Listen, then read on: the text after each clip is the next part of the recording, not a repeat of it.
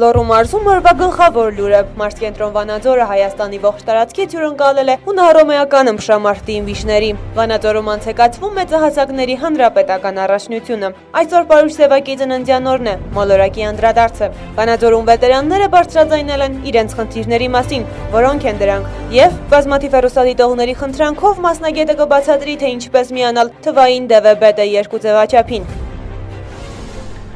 Ֆորտունա մարզայինի եթերում լրատվության ժամ է, դուք դիտում եք մոլորակի գլխավոր թողարկումը, բարև ձեզ։ Վանաձորում վետերանները բարձրաձայնել են իրենց խնդիրների մասին, նրանք մեծ շուկով պատրաստվում են տոնել հայրենական մեծ պատերազմի 70-ամյակը։ Նարինե Ասատրյանն է շարունակում։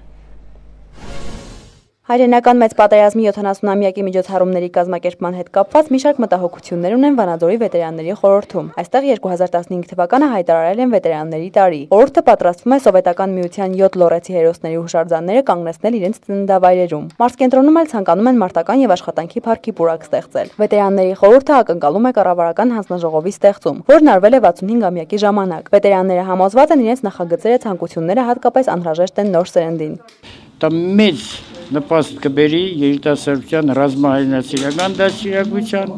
ավագ սերնդի թողած տրադիցիաների շարունակման ու զարգացման, հայկական, մարդկային, անձնական եւ ազգային արժանապատվությամբ երեխաներին դաստիարակելու գործ։ Կառավարությանն եմ դիմելու, որ նշված հանձնաժողովը ձևավորվի, երկրորդ օրենքի նախագիծ են պատրաստելու, որ մինչև 16 տարեկանը թիկունքի վետերանների ստաժի խնդիրը մենք կարողանանք լուծել։ Նարինե Ասատրյան, Տիգրան Բարսեղյան, մոլորակ։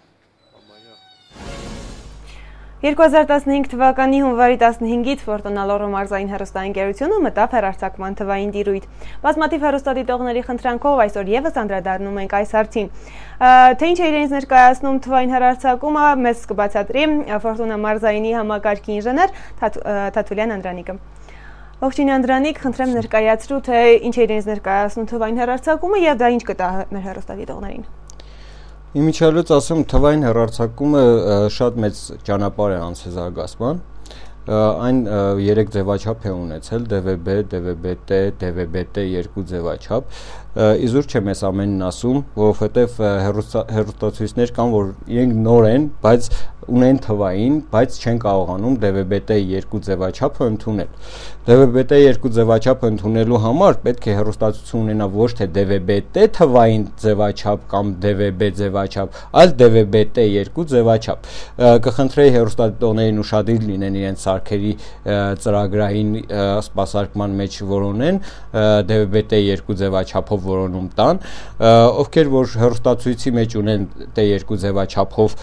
սարքերը, որոնք ապակոդավորիչներ են կոչվում, հա, ովքեր ունեն, նրանք կարող են հեշտությամբ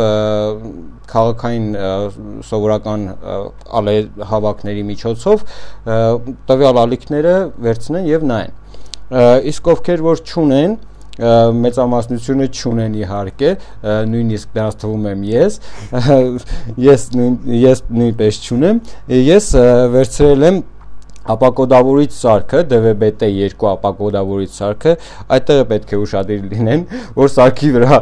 մակնշած լինի ԴՎԲՏ 2 ձևաչափը, այլ ոչ թե ԴՎԲՏ ձևաչափը, որովհետև նրանք տարբեր են իհարկե իրարից։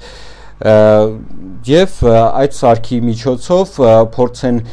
վերցնեն այդ ալիքները եւ փոխանցեն իրենց հեռուստացույցին արդեն այլ ճանապարհներով, դա կլինի մեզ հայտնի ժողովրդական լեզվով ասած ծյուլպաններով կամ HDMI կաբելի միջոցով կամ այլ տարբերակներով, նայած այդ ապակոդավորիչը ինչ հնարավորություններ ունի հերմի։ Լավ, իսկ նրանք, որոնք ունեն ԴՎԲՏ 2 ձևաչափով հեռուստացույց, ինչ կարգավորումներ պետք է տան։ Ընդամենը պետք է ծրագրային սպասարկման մեջից գտնել թվային որոնում տարբերակը եւ ԴՎԲՏ 2 ձևաչափը նշելով թվային որոնում կատարեն։ Շատ լավ։ Նաև ոչ վաղ անցյալում հեռուստացույցները ունեին անալոգային հեռարձակման հնարավորություն։ Ինչով են տարբերվում թվայինը անալոգայինից։ Անալոգային հեռարձակման հնարավորություն կունենան դեռ հեռուստացույցները, թեկուզ եւ թվային հեռարձակումը կատարվում է արդեն անալոգայինին վերջ է տրվելու արդեն տարվա կեսից եւ այլն, բայց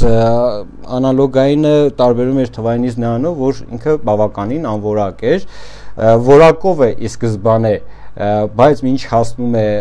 մարդկանց, արդեն որ պետք է իրենք դիտեն, այդ ճանապարհին ինքը բավականին ձևափոխվում էր եւ անորակ էին դիտում ժողովուրդը։ Իսկ թվայինի տարբերակում այդպես բան չի կարող լինել, քանի որ այդ ամեն ինչը բոլորը թվայնացվում է, թիվը ինչպես գիտենք ինքը չի կարող ձևափոխվել, թիվը մնում է թիվ, եւ այդ թվերը որսալով, բնակարանում բնակիչը որսալով,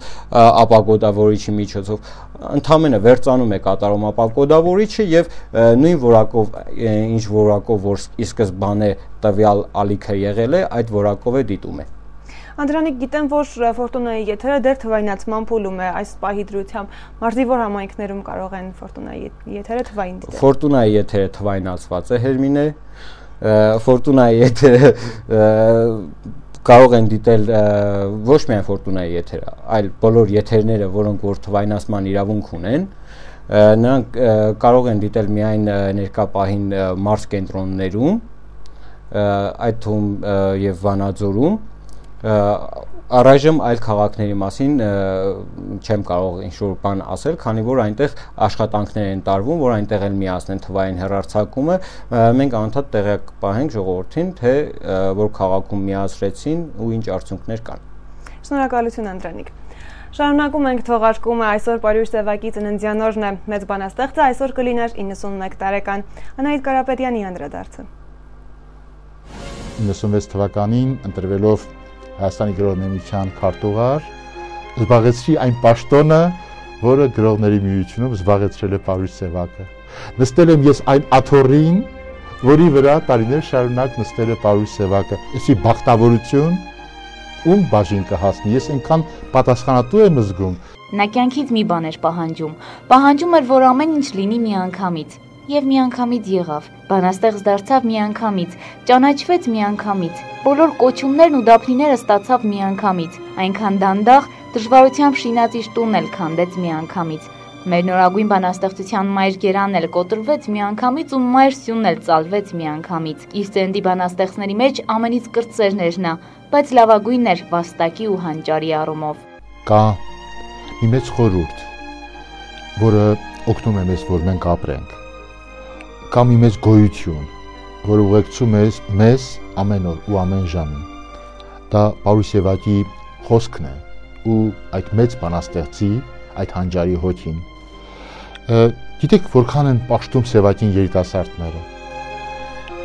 Արցունքներ են ծնվում Սևակի տողերից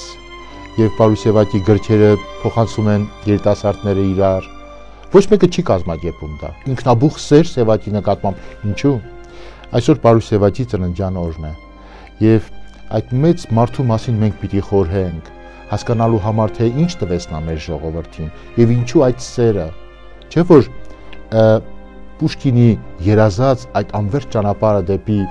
Պարույր Սևակի հուշարձանը, որ Պուշկինի հուշարձան բանաստեղծության մեջ է ասել, այսօր Սևակը դարձել է իրականություն։ Իր տուն թանգարան ամեն օր մարդ է գնում են դեպի Պարույր Սևակի հուշարձանը, ինչու։ Այդ հարցին կարող եմ միայն մի պատասխան տալ։ Սևակը հայտնաբերեց մի ճանապարհ, որի վրա մենք հայ ենք։ Սևակը ամբողջ կյանքում որոնեց այն միջոցները մեզ հայ պահելու համար։ Եժորձ դա զգում է։ Կարդալով Պարույր Սևակ մենք նման ենք ինքներս մեզ։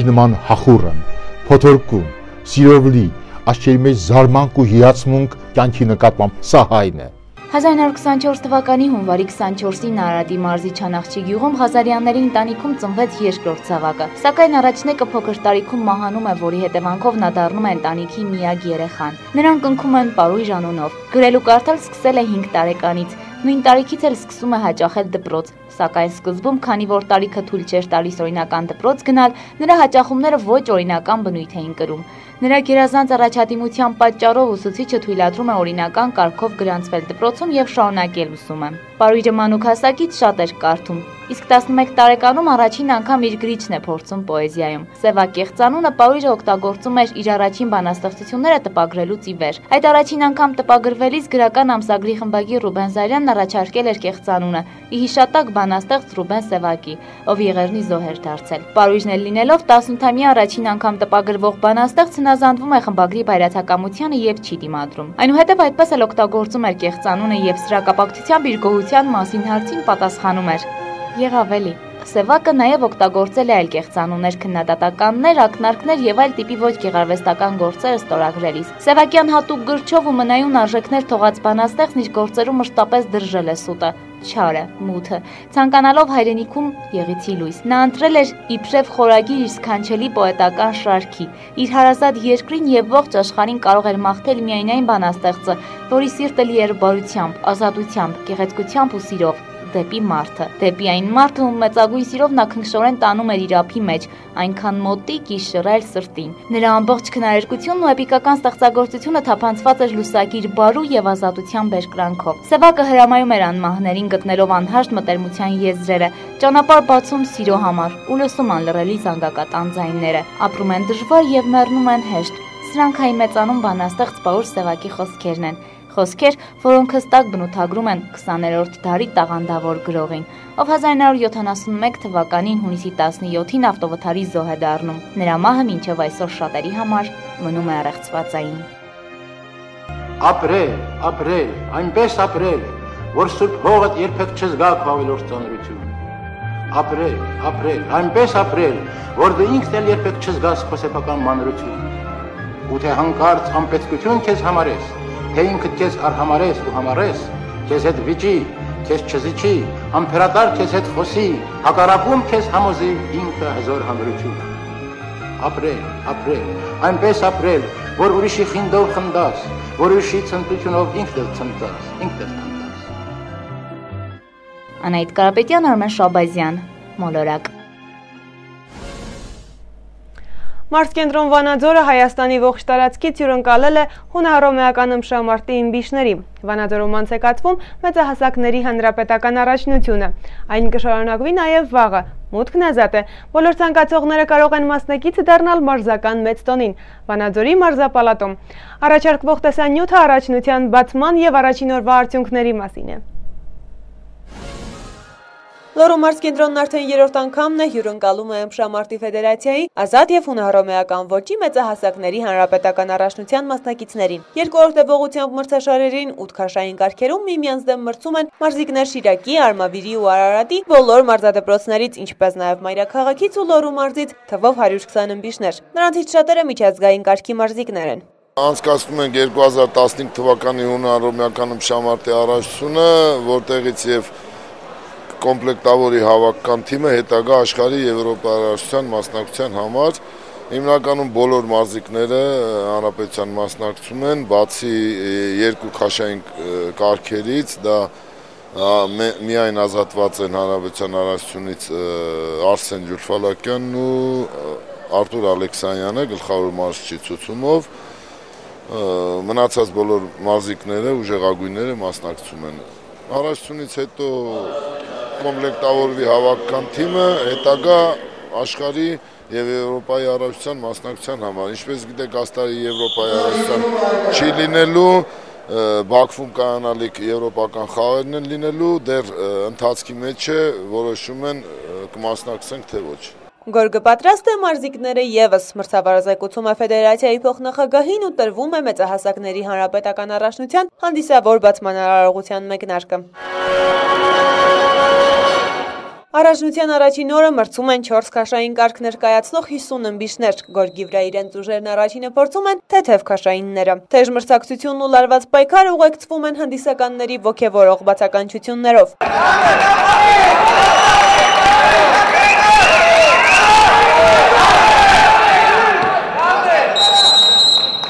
Հետևելով գոտեմարտի ընթացքին ֆեդերացիայի փոխնախագահը նախորդ տարիների համեմատ աճ է նկատում։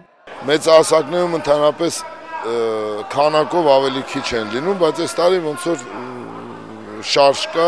քանակով օրինակ 59 քաշային կարգում 23-24 մարզիկ է հանդես գալի, որը որ